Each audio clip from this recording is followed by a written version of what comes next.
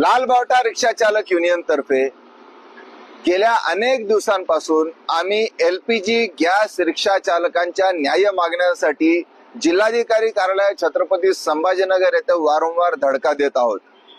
एकीकडे सरकार म्हणतं की गॅस उपलब्ध आहे, मग रांगा का संपत नाहीत, पंप का बरं बंद राहतात। एकीकडे सरकार म्हणतंय की आम्ही रेट निर्धारित करून टाकलेला आहे, कुठं 90 रुपये, कुठं 84 रुपये, कुठे 120 रुपये, कुठे 125 रुपये, हे का चाललेलं आहे आज याची विचारणा आम्ही वारंवार करीत आहोत। परंतु समाधानकारक ऍक्शन नाही, समाधानकारक उत्तर नाही।